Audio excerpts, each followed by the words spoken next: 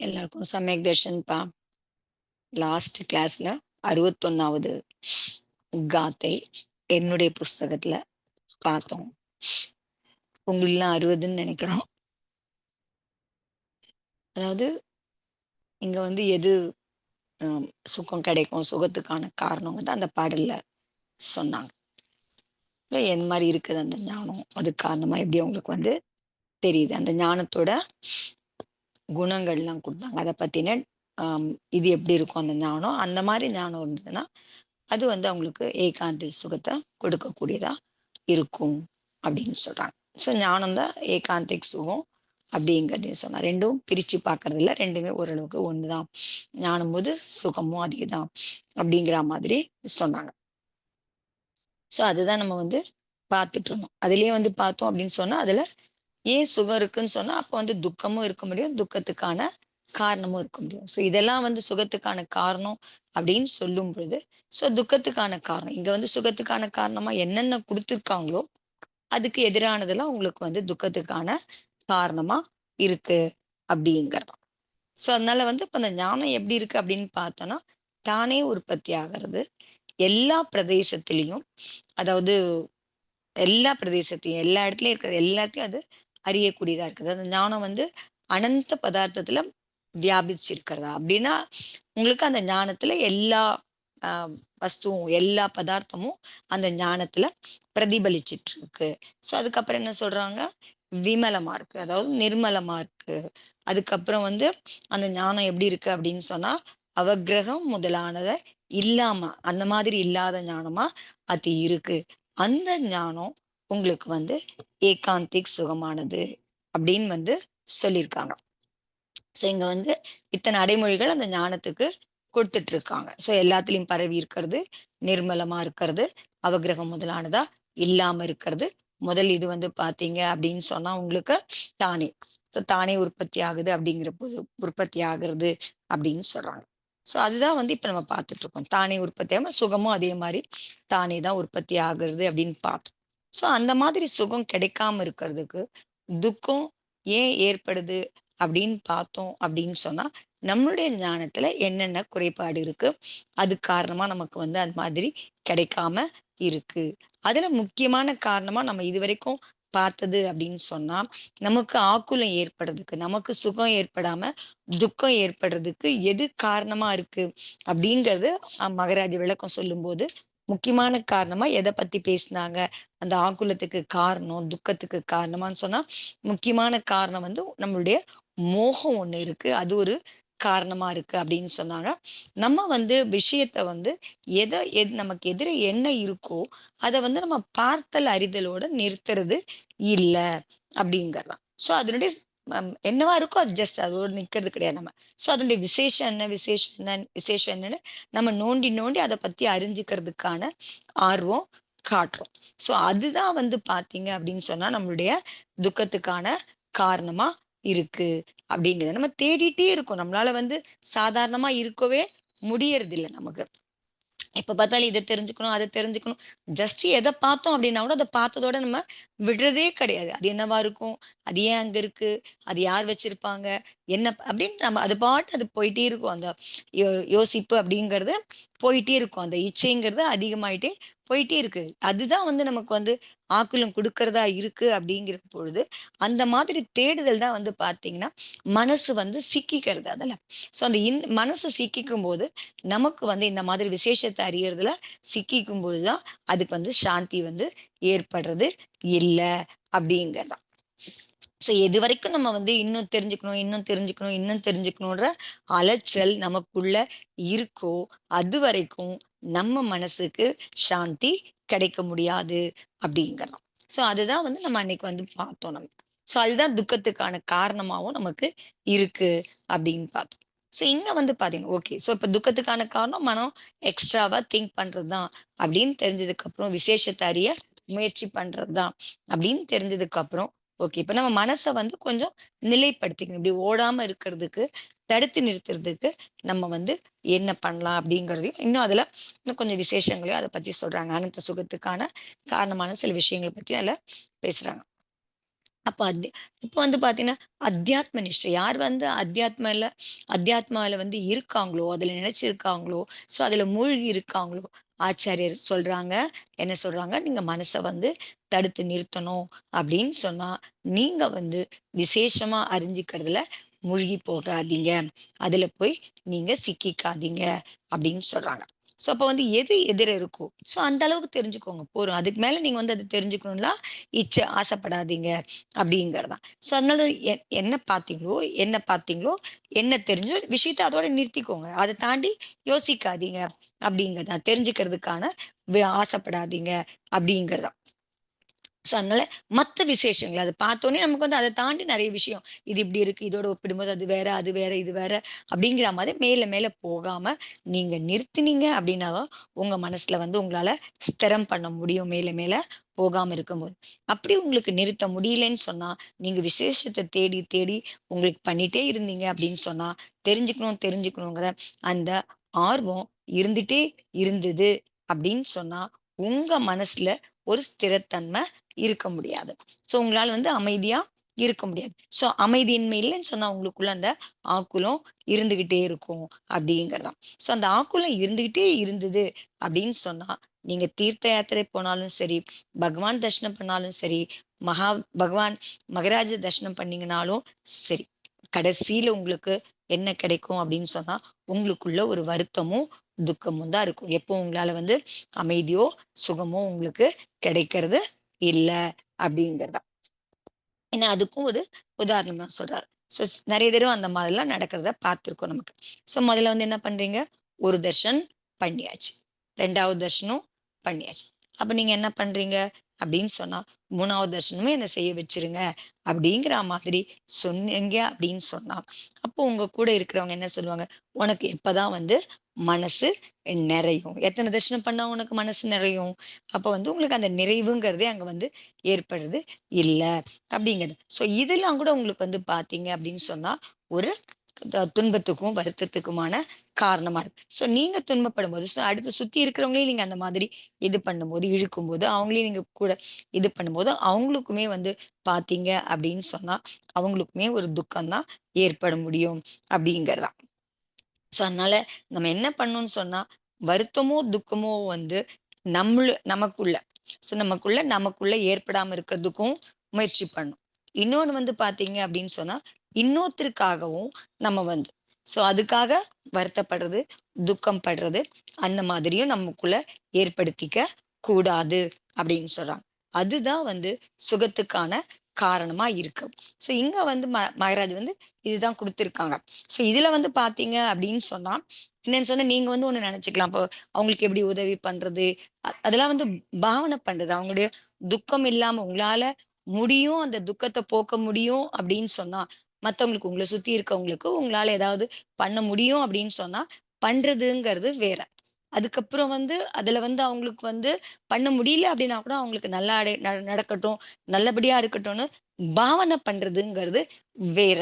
ஆனா, வருத்தப்படுறது அப்படிங்கிறது, துன்பப்படுறது அப்படிங்கிறது வேற விஷயம். அதுதான் வந்து உங்களுக்கு அது ஆக்குலம் அடையறது. அது உங்களுக்கு அது ரொம்ப க்ளோஸ் ரிலேஷனாலாம் இருந்தது அப்படின்னு சொன்னா, உங்களால அத தீர்க்க முடியல அப்படிங்கிற பொழுது, அப்ப என்ன ஆகுது உங்களுக்குள்ள அவ்ளோ ஆக்குலம் உங்களுக்கு வந்து ஜாஸ்தியா இருக்க முடியும் உங்களுக்கு. வருத்தம் அடைய முடியும். அப்ப அந்த வருத்தம் இருக்க இருக்க, அதுதான் உங்களுக்கு என்னவாது துக்கத்துக்கான காரணமா இருக்கு அப்படிங்கிறது. அதனால வந்து அதெல்லாம் பண்ணாம இருந்தீங்க அப்படின்னா தான், அது உங்களுக்கு வந்து சுகம் வந்து கிடைக்க முடியும் அப்படிங்கிறது. இது பண்ணாம இருந்தீங்க அப்படின்னா தான், நீங்க வந்து சுகத்துக்கான காரணமா அது இருக்க முடியும். மனசுல வந்து ஒரு அமைதியும், சாந்தியும் இருக்க முடியும் அப்படிங்கிறது தான். இங்க வந்து சொல்லப்படுற என்ன ஆங்கிள்ல சொல்றாங்க, எதுக்காக சொல்றாங்க அப்படிங்கிறத இதெல்லாம் வந்து நீங்க சரியா புரிஞ்சுக்கணும். அப்புறம் வந்து என்ன வேற மாதிரி புரிஞ்சுக்கிட்டீங்க அப்படின்னு சொன்னா, அது வந்து அந்த அந்த ஆங்கிளே வந்து அவங்க என்ன நோக்குல அவங்க சொல்றாங்களோ, அத வந்து சரியா புரிஞ்சுக்கணும் அப்படிங்கிறது தான். மகராஜ் இங்க சொல்றது மத்தவங்களுக்காகவும் நீங்க வந்து உங்களுக்குள்ள துக்கப்படுத்திக்க கூடாது. உங்கள நீங்க வந்து துக்கப்படுத்திக்க கூடாது அப்படிங்கிறது தான். வருத்தப்படாம இருக்கணும் அப்படிங்கிறது தான். அந்த மாதிரி இருந்தீங்கன்னா, அதுதான் உங்களுக்கு வந்து சுகத்துக்கான காரணமா இருக்க முடியும் அப்படிங்கிறது தான். தனக்குள்ளேயும் அதுலயும் நீங்க வந்து வருத்தம் துக்கம் தனக்காகவும் நீங்க நிறைய பண்ண போறீங்க. அதே மாதிரி அடுத்தவங்களுக்காகவும் அந்த மாதிரி வருத்தம் துக்கம் இருந்ததுன்னு சொன்னா அப்போ உங்களால வந்து சுகமா இருக்க முடியாது அப்படிங்கறதுதான். சோ இதுலயும் வந்து நம்ம வந்து பிராக்டிக்கலா நிறைய விஷயங்கள் பண்ணும்போது சோ என்ன நோக்குல சொல்லியிருக்காங்க அப்படிங்கறதையும் புரிஞ்சுக்கணும் அப்படிங்கறதுதான். சோ அதையும் புரிஞ்சுக்கலாம். சோ அதனால வந்து நமக்கு முதல்ல ஒண்ணு புரியணும். என்னன்னு சொன்னா, நம்மளுடைய ஞானம் என்னவா இருக்கு? சயோபசம ஞானமா இருக்கு நம்மளது. சோ இந்த நமக்கு இருக்கிற அந்த ஏன்னா சத்மஸ்த அவஸ்தையில இருக்கும்.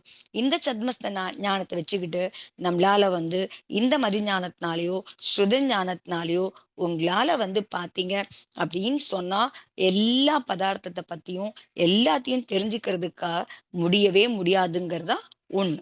சோ நம்மகிட்ட இருக்கிற ஞானத்தை வச்சுக்கிட்டு நம்மளுடைய ஞானத்தை வச்சுக்கிட்டு நம்மளால எல்லாத்தையும் தெரிஞ்சுக்க முடியாது. எல்லாத்தையும் தெரிஞ்சுக்க முடியாது ஒண்ணு. பொருள் எப்படி இருக்கோ அப்படியேவும் தெரிஞ்சுக்க முடியாம நிலைமையும் நமக்கு வந்து இருக்கு அப்படிங்கிறதா. சோ அதனாலதான் சொல்றாங்க நீங்க வந்து அறிஞ்சிக்கணும், விசேஷமா அறிஞ்சிக்கணும் அப்படிங்கிற மாதிரி எந்த முயற்சியும் பண்ணாதீங்க அப்படின்னு சொல்றாரு. சோ அதனால வந்து ஆனா நமக்குள்ள எப்படி இருக்குன்னு சொன்னா எப்பவும் ஒரு உத்வேகம் ஒரு உற்சாகம் இருந்துகிட்டே இருக்கு நமக்குள்ள. சோ என்ன வருது, இதை தெரிஞ்சுக்கணும் அதை தெரிஞ்சுக்கணும். அதனால வந்து அது இந்த மாதிரி தெரிஞ்சுக்கணும்ன்ற அந்த உள்ளுக்குள்ள ஏற்படுற அந்த உற்சாகம் இருக்கு பாருங்க. அதுதான் வந்து பாத்தீங்க அப்படின்னு சொன்னா துக்கத்துக்கான காரணமா இருக்கு. ஏன்னு சொன்னா நீங்க தெரிஞ்சுக்கணும்னு ஆர்வம் காட்டும் பொழுது உங்களால அத அறியவும் முடியாது. அந்த அளவுக்கு தெரிஞ்சுக்கவும் முடியாது. சோ தெரிஞ்சுக்க முடியலங்கிற பொழுது நீங்க அதிகமா அதுல முயற்சியில இறங்க இறங்க அப்ப நீங்க என்ன ஆவீங்க? உங்க ஞானம் என்ன ஆகும் அப்படின்னா அந்த ஞானமும் டயர்ட் ஆயிடும். உங்களுக்குள்ளேயும் ஒரு டயர்ட்னஸ் வந்துரும். சோ அதுவே வந்து துக்கத்துக்கு காரணமா இருக்கு அப்படிங்கிறதா. ஏன்னா நம்மளுடைய ஞானம் வந்து எல்லா பதார்த்தத்திலையும் வியாபிச்சு இல்ல. ஆனா பகவானுடைய ஞானம் அப்படி இல்ல. அவருடைய ஞானம் எல்லா பொருள் மேலயும் விழுது. அதாவது எல்லா பொருளும் வந்து அவருடைய ஞானத்துல பிரதிபலிக்குது. சோ அவருக்கு வந்து பாத்தீங்க எல்லா வஸ்துவும் அதுல பிரதிபலிக்குது. அத்தனை இதோட அந்த ஒரு வஸ்துவும் பாத்தீங்கன்னா ஒரு இதுவும் பாத்தீங்கன்னா அதனுடைய எல்லா பரியாயம் எல்லா இதோடுமே அதுல பிரதிபலிக்குது அவருக்கு. ஆனா அங்க என்ன பிரச்சனை இல்ல, ஏன் அவர் துக்கம் அடையறது இல்ல அப்படின்னு பாத்தீங்கன்னா ஞானமும் வியாபிச்சிருக்கு. அதுக்கப்புறம் அவருக்கு வந்து அறியணுங்கிற இச்சையும் அங்க வந்து இல்ல அப்படிங்கிறதான். சோ எப்பப்பெல்லாம் உங்களுக்கு அறியணும்னு இச்சை ஏற்படுதோ அதெல்லாமே உங்களுக்கு வந்து பாத்தீங்கன்னா துக்கத்துக்கான காரணமா இருக்கு அப்படிங்கிறதாம். சோ ஏகாந்திக் சுகம் ஒண்ணு இருக்கு அப்படின்னு சொன்னா இப்ப இதெல்லாம் சொல்றாங்க இதெல்லாம் ஏகாந்திக் சுகத்துக்கான காரணமா இருக்கு. இந்த ஞானம் ஏகாந்திக் சுகம் கொடுக்கக்கூடியது அப்படிங்கிற பொழுது அதே மாதிரி ஏகாந்திக் துக்கமும் ஒண்ணு இருக்க முடியும். இதுக்கு எதிரா இருக்கிறது பூரா ஏகாந்திக் துக்கமா உங்களுக்கு இருக்க முடியும் அப்படிங்கிறதா. சோ அது இல்லாம சொல்றாங்க. சோ இதுல வந்து எல்லாம் வியாபித்திருக்கு. அது காரணமா அங்க வந்து அறியணுங்கிற அவா இல்ல. அது காரணமா அவங்களுக்கு வந்து துக்கமும் இல்ல அப்படின்னு சொல்றாங்க. சுகம் தான் இருக்கு அவங்களுக்கு அப்படின்னு சொல்றாங்க. அடுத்து ஒரு அடைமொழி குடுக்குறாங்க. விமலமா இருக்கு. அதுல வந்து நிர்மலமா இருக்கு. பகவானுடைய ஞானம் நிர்மலமா இருக்கு. சோ நிர்மலமா இருக்கு அப்படின்னு சொன்னா அதுல எந்த விதமான இதுவுமே இல்ல. அதுல வந்து அழுக்கு இல்ல. அது அவ்வளவு தூய்மையான ஞானமா இருக்கு. அதுல மலினத்தன்மை அதுல இல்ல அப்படிங்கிறதா. சோ அதனால வந்து அதுல வந்து பாத்தீங்கன்னு சொன்னா எங்கேயுமே ஏதாவது எந்த பதார்த்தம் இருக்கோ அத வந்து அப்படியே எப்படி இருக்கோ அப்படியே அறியறது. சோ அதுதான் வந்து அந்த ஞானத்துக்கு இருக்குதான். அதுதான் வந்து தூய்மையான ஞானம் சொல்றோம். நம்ம இதுல வந்து அசுத்தமா இருக்கு அப்படின்னு சொன்னா பொருள் எப்படி இருக்கோ அப்படியே நம்ம வந்து நம்மளால அறிய முடியாம இருக்கு அப்படிங்கிறதா. சோ அதனால வந்து ஒரு பொருளை அறியும் பொழுது பொருள் எப்படி இருக்கோ அப்படியே அறிஞ்சுக்கிறாரு பகவான். சோ அவருக்கு அந்த ஞானத்துல வந்து பாத்தீங்க அப்படின்னு சொன்னா இந்த மாதிரி இம்பியூரிட்டிஸ் இந்த மாதிரி என்ன சொல்றது அழுக்குகள்லாம் அதுல இருக்கிறது இல்ல. தூய்மையின்மை நிலைமை அதுல இல்ல. எந்தெந்த மாதிரி தூய்மையின்மை நிலைமை அப்படின்னு பார்த்தோம் அப்படின்னு சொன்னா அவங்களுக்கு வந்து பாத்தீங்கன்னா சந்தேகம், பிரம, அப்புறம் விபரீதமா அறியறது அந்த மாதிரி இதெல்லாம் வந்து அந்த ஞானத்துல இருக்கிறது இல்ல. பகவானுடைய ஞானத்துல இதெல்லாம் இல்ல. அதனாலதான் வந்து பாத்தீங்கன்னா அது நிர்மலமானது அப்படின்னு சொல்றாங்க. இதெல்லாம் நம்மள ஞானத்துல இருக்கு. அதனாலதான் நம்மளுடைய ஞானம் என்ன மாதிரி ஞானம் இல்ல, நிர்மலமான ஞானம் இல்ல. நம்மளது வந்து என்ன ஞானமா இருக்கு, அழுக்கு படிஞ்ச ஞானமா இருக்கு அப்படிங்கிறதான். சோ நம்மளுடைய ஞானத்துல என்ன இருக்கு, சம்சயமும் இருக்கு, சந்தேகமும் இருக்கு, பிரமையும் இருக்கு, விபரீத தன்மையும் நம்மளதுல இருக்கு அப்படிங்கிறதான். சோ ஒரு பொருளை நம்ம வந்து பார்க்கிறோம். அந்த சமயம் நமக்கு உடனே ஒரு சந்தேகம் வந்துரும். அது வந்து அதுதானே, அப்படிதானே அப்படிங்கிற மாரி ஒரு சந்தேகம் நமக்குள்ள ஏற்பட முடியும் அப்படிங்கிறதான். ஸோ எப்படி பார்க்குறோமோ, அப்படியே அந்த பொருள் இருக்கா அப்படிங்கிறது நமக்கு டவுட் வந்துரும். ஸோ அந்த மாதிரி ஒரு நிலைமை இருக்கு. நம்ம பொருள் எப்படி இருக்கோ, அப்படியே நம்ம பார்க்குறோமானா, அந்த நம்ம எப்படி பார்க்குறோமோ அப்படிதான் அந்த பொருள் இருக்கா அப்படிங்கிற மாதிரி சந்தேகமும் நமக்கு வந்து இருக்க முடியும். அப்படிங்கிறது நம்மளால பார்க்க முடியும். ஸோ அதுக்கே பார்த்தீங்கன்னு சொன்னா, சந்தேகம் வந்து நம்ம என்னென்ன பண்றோம் அப்படிங்கிறதையும் சொல்றதுக்கு ஒரு உதாரணம் சொல்றாரு மகராஜ். ஸோ நீங்க வந்து பார்க்குறீங்க. ஒரு துணி வாங்க போறீங்க, இல்ல ஒரு நகை வாங்குறீங்க, இல்ல தங்கம் அந்த மாரி ஏதோ ஒண்ணு வச்சுக்கோங்க. ஸோ நீங்க என்ன பண்ணுவீங்க உடனே? அந்த எத வாங்க போறீங்களோ, அத வந்து நீங்க கையில எடுத்துப்பீங்க. உங்களுக்கு உங்களுடைய ஞானத்துல பார்த்த உடனே இதுதான் அது, பொருள் எப்படி இருக்கும் அப்படியே உங்களுக்கு அறிய முடியல. அப்ப நீங்க என்ன பண்றீங்க? அந்த துணிய கையில எடுத்துக்கிறீங்க, இல்ல தங்கத்த கையில எடுத்துக்கிறீங்க. நீங்க என்ன பண்றீங்க? ஆராய்ச்சி பண்றீங்க. என்னென்ன ஆராய்ச்சி பண்றீங்க? அது வெயிட் எவ்ளோ இருக்கு? கிழியுமா? கிழியாதா? அது வந்து அது பெயிண்ட் போகுமா? போகாதா? எவ்ளோ வெயிட் இருக்கு? இதெல்லாம் வந்து நீங்க என்ன பண்றீங்க? இதெல்லாம் அந்த கையில வச்சுட்டு நீங்க ஆராய்ச்சி பண்றீங்க. ஸோ இது வந்து எவ்ளோ சந்தேகம் நமக்குள்ள அந்த ஞானம், நம்முடைய ஞானம் எவ்ளோ சந்தேகப்படுது அப்படிங்கிறது. ஸோ நம்மளுடைய ஞானத்துல வந்து அவ்ளோ சந்தேகம் நம்மளுடைய ஞானத்துல இருக்கு அப்படிங்கிறது. ஸோ அப்ப நம்ம அது நம்ம எது காரணமா நம்ம பண்றோம்? ஸோ பகவான் மாதிரி ஒரு பொருள் பார்த்தோனே, பொருள் எப்படி இருக்கோ, அப்படியே அறிஞ்சோம்ன்னு சொன்னோம்னா, நமக்கு சந்தேகமே ஏற்படாது. ஆனா நமக்கு என்ன ஏற்படுது? நம்மளுடைய ஞானம் பொருள அப்படியே அறிஞ்சுக்குதான்னா, அறியல. ஸோ அதனால தான் அதுக்கு என்ன வருது? சந்தேகம் வருது. ஸோ எந்த பொருள் பார்த்தாலும் நம்ம என்ன பண்றோம்? ஆராய்ச்சி பண்றோம். நம்ம பார்த்தோமே, அதுதானா இது? இது கரெக்ட் தானா இது? அத செக் பண்றோம் நம்ம. திருப்பி திருப்பி. ஏன் செக் பண்றோம்? நமக்கு சந்தேகம் இருக்கு. நம்மளுடைய ஞானத்துல சந்தேகம் இருக்கு. நம்மளால பண்ணிக்க முடியல. இதுதான் அப்படிதான் அப்படிங்கிற மாரி நம்மளுடைய ஞானத்த அறிஞ்சுக்க முடியல நம்மளுடைய ஞானத்தினால. ஸோ சந்தேகம் ஏற்படுது அப்படின்னு சொல்றாங்க. சில சமயம் வந்து பார்த்தீங்க அப்படின்னு சொன்னா, விபரீதமா கூட நம்மளுடைய ஞானம் அறியறத நம்ம வந்து பார்க்கிறோம். அப்படின்னு சொன்னா நெறைய தடவ பார்த்தீங்க அப்படின்னு சொன்னா, பார்க்கும்போது நல்லா இருக்கிற மாரி இருக்கும். நல்ல பொருள விட்டுட்டு, அ ம நல்லா இல்லாத பொருள வாங்கிட்டு போற நிலைமைய நம்ம பார்க்கிறோம். அங்க பார்க்கும்போது பார்த்தா நல்லா இருக்க மாரி இருக்கும். வீட்டுக்கு வந்து வந்து பார்க்கும்போது பார்த்தீங்கன்னா, அது நெறைய விஷயம் அதுல நல்லா இல்லாதது நம்ம கண்ணுக்கு அப்பதான் தெரியும். அங்க பார்க்கும்போது என்ன தெரிஞ்சது நமக்கு? அது நல்லதா தெரிஞ்சுது. அதுக்கப்புறம் பார்க்கும்போது அதுல இருக்கிற இதெல்லாம் நமக்கு வந்து தெரிய ஆரம்பிக்குது. நமக்கு அதுல இருக்கிற என்னென்னலாம் சரியில்லையோ, அதெல்லாம் வந்து நமக்கு தெரிய ஆரம்பிக்குது. இது கூட நம்மளுடைய ஞானத்துல இது ஞானத்துக்குள்ள இருக்கிற இந்த விபரீத தன்மை. ரைட்டு தப்பா, தப்பு ரைட்டா அப்படிங்கிறதெல்லாம் இதுவும் நம்மளுடைய ஞானத்துல இருக்கு அப்படிங்கிறது தான். இந்த ஞானம் வந்து இந்த விபரீத தன்மை வந்து பார்த்தீங்கன்னா, எல்லா இடத்துலயும், எல்லா வஸ்துலயும், எல்லா இடத்துலயும் இது வந்து இருக்கு அப்படிங்கிறது தான். ஸோ அந்த மாரி ஒரு பிரமையும் நமக்குள்ள வந்து இருக்கு அப்படிங்கிறது. ஸோ நமக்குள்ளேயும் ஒரு பிரமையும் வந்துர முடியும் அப்படிங்கிறது தான். ஸோ சந்தேகம் மாதிரி, இந்த மாதிரி விபரீத தன்மை மாதிரி ஒரு பிரமையும் இருக்குமா? இருக்காதா? அதுவா? இதுவா? அப்படிங்கிற மாரி ஒரு பிரமையும் நமக்குள்ள இருக்க முடியும் அப்படிங்கிறது தான். ஸோ அதனால தான் சொல்றாங்க, பகவானுடைய ஞானத்துல வந்து பார்த்தீங்க அப்படின்னு சொன்னா, உங்களுக்கு வந்து இந்த மாதிரி சந்தேகம் கிடையாது, பிரம கிடையாது, விபரீதது இல்ல விபரீத தன்மைலாம் இல்ல அப்படிங்கிறதுனால தான் பகவானுக்கு வந்து எந்த மாதிரி துக்கமும் ஏற்படுறதில்ல. இதெல்லாம் வந்து நம்முடைய ஞானத்துல இருக்கிறதுனால தான் நமக்கு வந்து என்ன ஏற்படுது? துக்கம் வந்து ஏற்படுது அப்படிங்கிறது தான். ஸோ அவருக்கு இதெல்லாம் இல்ல. ஞானத்துல வந்து இந்த குறைபாடெல்லாம் இல்ல. அவ்ளோ நிர்மலமான ஞானமா இருக்கிறதுனால, அவருக்கு வந்து ஏகாந்திக் வடிவ அந்த சுகம் வந்து அவருக்கு கிடைக்குது அப்படிங்கிறது. ஸோ அதுக்கப்புறம் சொல்றாங்க, அடுத்த அடைமொழி என்ன குடுத்துருக்காங்க? அவக்கிரக ஆதி. ஸோ அந்த மாரி அவக்கிரகம் முதலான அதெல்லாம் இல்லாத ஞானம். ஸோ அவக்கிரகம் முதலாம் பார்த்தா நம்ம மதிஞானத்தினுடைய 4 இதுல பார்க்குறோம். அவக்கிரக, ஈகா, அவாய, தாரணா அப்படிங்கிறதுலாம். ஸோ அதனால அந்த மாதிரி இல்லாத ஞானத்தினால, அந்த மாதிரி அதனோட கூடிய அவக்கிரகம் முதலானோட கூடிய ஞானமா அது இல்லாததுனால தான் பகவானுக்கு வந்து ஏகாந்திக் சுகம் கிடைக்குது அப்படிங்கிறது தான். ஸோ அவக்கிரக அப்படிங்கிறதுனா என்ன ஆகும் உங்களுக்கு? அதுக்கு வந்து பார்த்தீங்கன்னா, கிரமமா, ஸ்டேஜ் பை ஸ்டேஜா, ஆர்டரா அது வந்து என்ன ஆகும் அப்டின்னா, அறிஞ்சுக்கிறது. ஸோ ஞானம் வந்து பார்த்தீங்கன்னா, ஸோ அந்த மாரி அடுத்தடுத்த கட்டம் நகரும் அது. அடுத்தடுத்த ஸ்டேஜ் வந்து நகரும். அப்பதான் நம்மளால வந்து அந்த வஸ்துவ நம்மளால தெரிஞ்சுக்க முடியும். ஸோ பகவானுடைய ஞானத்துல அப்டி கிடையாது. ஒரே சமயத்துல எல்லாமே உங்களுக்கு வந்து அவருக்கு தெரிய முடியும். எல்லாமே அவருக்கு வந்து எந்த பதார்த்தத்த பத்தின எல்லா விஷயமும் ஒரே சமயத்துல எல்லாமே அவருக்கு வந்து தெரிய வரும் அப்படிங்கிறதுனால, அதனால அது மாரி ஒரே சமயத்துல ஏற்படுது. அப்படியே அந்த ஞானத்துல அது பட்டிருக்கும்போது, அந்த க்ஷணமே அப்பவே வந்து வந்து ஒரே க்ஷணத்திலே எல்லாமே கம்ப்ளீட்டா அத பத்தின ஞானம் அவருக்குள்ள ஏற்பட முடியும் அப்படிங்கிறது. ஆனா நம்மளுடைய ஞானம் அந்த மாதிரி கிடையாது. மெதுவா ப்ராசஸ் வந்து அடுத்தடுத்த கட்டத்துக்கு முதல்ல பார்க்கறது, அதுக்கப்புறம் அத அறியணுன்ற இச்சை ஏற்படுறது.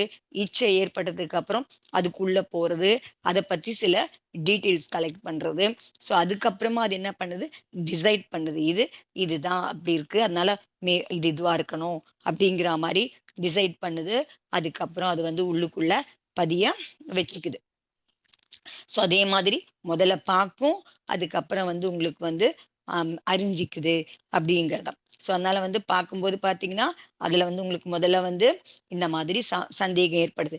இது என்னவா இருக்கலாம்? அப்படிங்கிற மாதிரி இச்சை ஏற்பட்டு, அதுக்கப்புறம் அதெல்லாம் வந்து பார்த்து அத வந்து பார்த்துக்குது. இதுதான் வந்து நம்மளுடைய ஞானத்துல நடக்கிறது அப்படிங்கிறது. ஓகே, இதெல்லாம் பார்த்துட்டோம். இதெல்லாம் ஐடென்டிஃபை பண்ணிட்டோம்.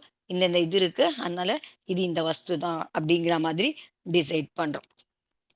இந்த பிரக்ரியா, இந்த ப்ராசஸ் நடக்கிறதுனால தான் காரணமா தான் நமக்கு வந்து பார்த்தீங்கன்னா, நம்மளுடைய ஞானத்துல வந்து பார்த்தீங்கன்னா, ஒரு சோர்வு வந்து ஏற்படுது.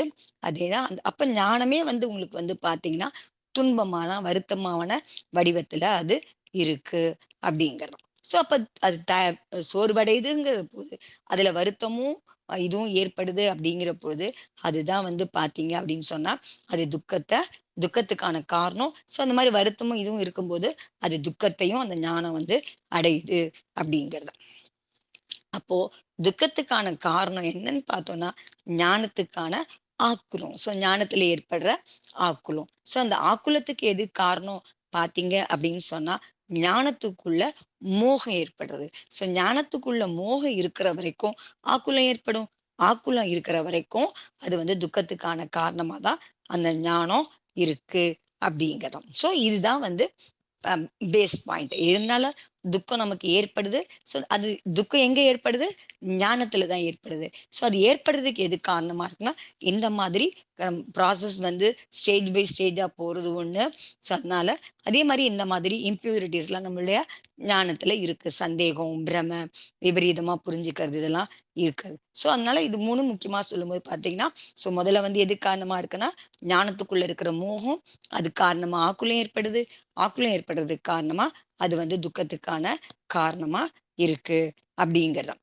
எவ்வளவுக்கு எவ்வளவு நீங்க வந்து மோகத்த வந்து விலக்குறீங்களோ, எவ்வளவுக்கு எவ்வளவு நீங்க வந்து உங்களுடைய மோகம் விலகுதோ, அந்த அளவுக்கு வந்து பார்த்தீங்கன்னா, ஞானத்துல வந்து பார்த்தீங்கன்னா, ஒரு ஸ்திரத்தன்மை ஏற்பட முடியும் அப்படிங்கிறது தான்.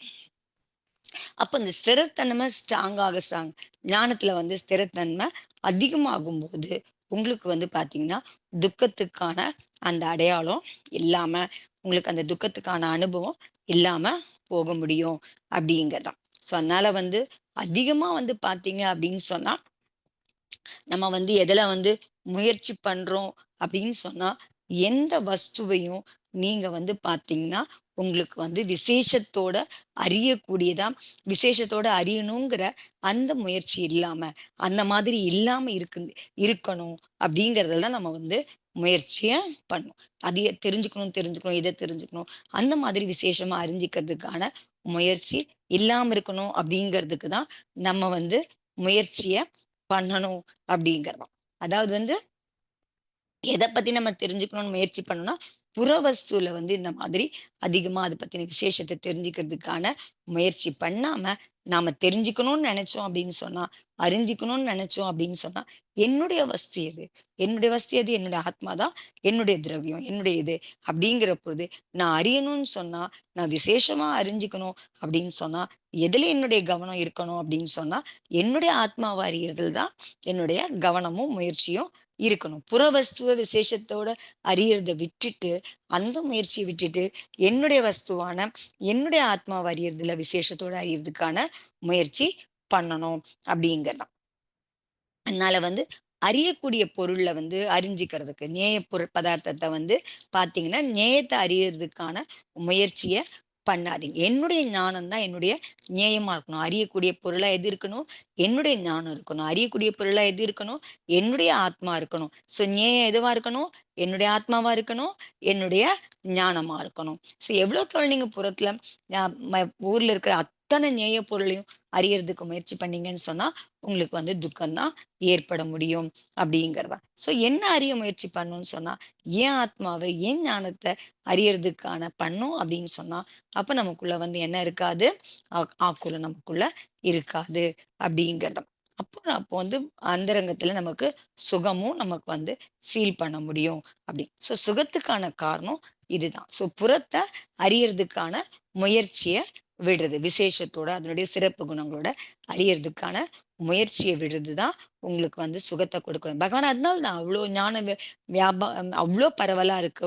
அவ்ளோ பரவி இருக்கு.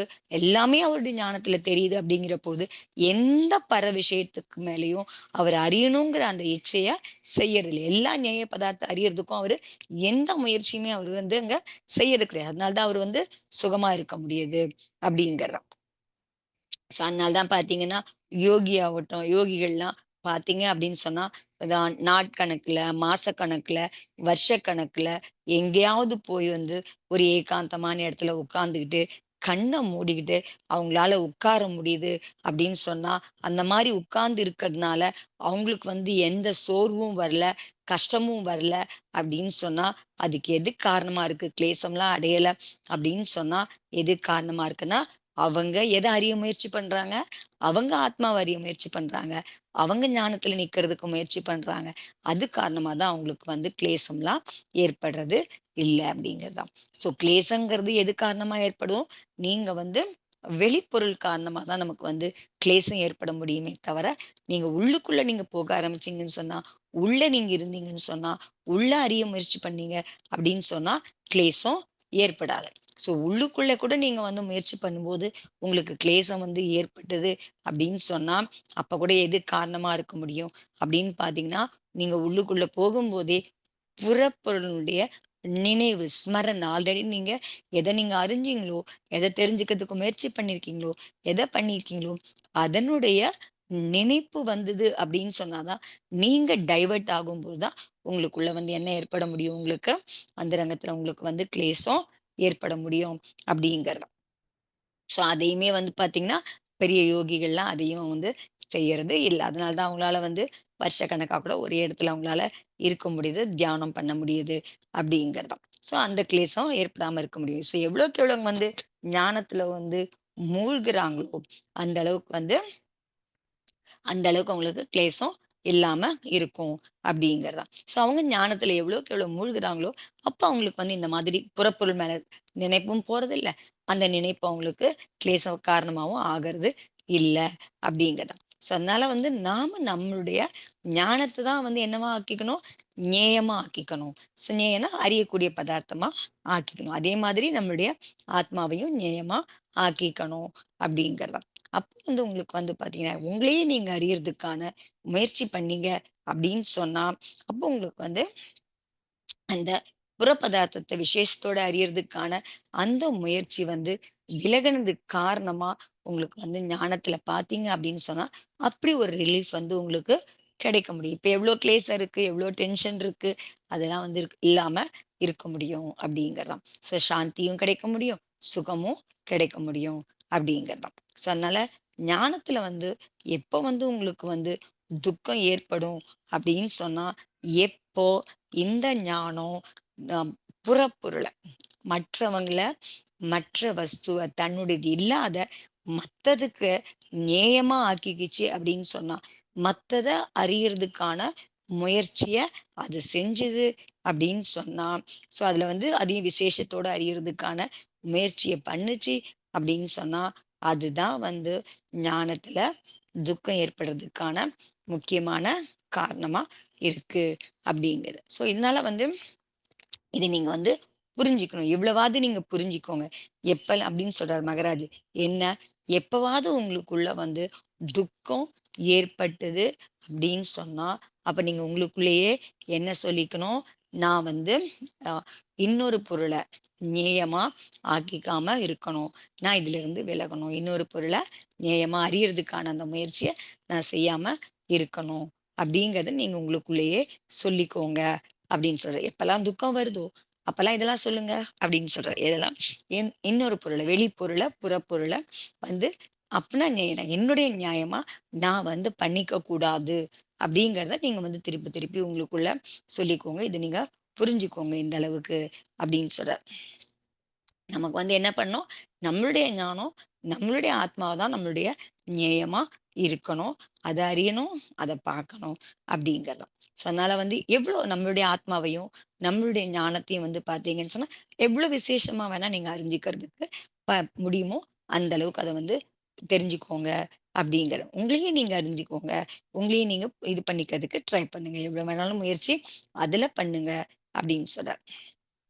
அதனால மத்தவங்கள அறியும்போது தான் உங்களுக்கு வந்து ஞானத்துல வந்து பார்த்தீங்க அப்படின்னு சொன்னா, உங்களுக்கு வந்து ஆக்குலம் ஏற்பட முடியும். அவங்க அப்படி, இவங்க அப்படி, அவங்க இப்படி செஞ்சாங்க, இவங்க இப்படி செஞ்சாங்க. ஸோ அதனால வந்து அந்த மாதிரிலாம் நீங்க யோசிக்கும்போது, அந்த மாதிரி அறிய முயற்சி பண்ணும்போது தான் உங்களுக்கு வந்து துக்கம் ஏற்படுது அப்படிங்கிறது தான். அதனால எதுவா இருந்தாலுமே நீங்க வந்து மத்தவங்கள பத்தி அறிஞ்சுக்கிறதுக்கு வந்து பார்த்தீங்க அப்படின்னு சொன்னா, நீங்க என்ன ஆவீங்க? உங்களுக்கு வந்து வருத்தமும், துக்கமும் தான் உங்களுக்கு ஏற்படும் அப்படிங்கிறது. நீங்க எப்பவாவது பார்த்திருக்கீங்களா? உங்களுக்கு தலைவலி வந்ததுன்னா பார்த்தீங்களா, தலைவலிக்கு எது காரணமா இருக்கு? நீங்க அந்த தலைவலிக்கான காரணம் கூட யோசிக்க கூட செய்ய மாட்டீங்க. ஆனா, எப்பவாவது தலைவலி வரும்போது பார்த்தீங்கன்னா, அப்ப பாருங்க அதுக்கான காரணத்தையும் நீங்க வந்து யோசிங்க. எதனால ஏற்படும்? ஒண்ணு நீங்க வந்து பார்த்தீங்கன்னா, யார பத்தியாவது நீங்க வந்து அதிகமா யோசிச்சிருப்பீங்க அப்படிங்கிறது.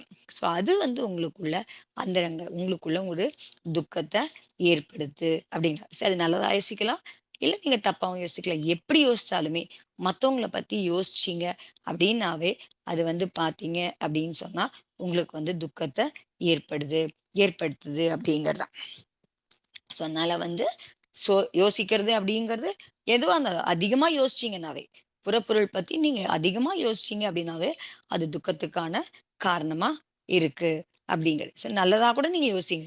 அப்பவுமே வந்து பார்த்தீங்கன்னா, அது துக்கத்த தான் உங்களுக்கு வந்து ஏற்படுத்தும் அப்படிங்க. ஏன்னா, நீங்க வந்து புறப்பொருள்ல உங்கள சிக்க வச்சுக்கிறீங்க. நீங்க உங்களுது எதுவோ உங்களுது இல்லாததுல நீங்க உங்கள சிக்க வச்சுக்கும் பொழுது, உங்களுக்கு வந்து அது வந்து உங்களுக்கு துக்கத்த ஏற்படுது அப்படிங்கிறது. நல்லதா கூட நீங்க உங்கள பத்தி நினைக்கலாம். சர்ச்சை பண்ணலாம்.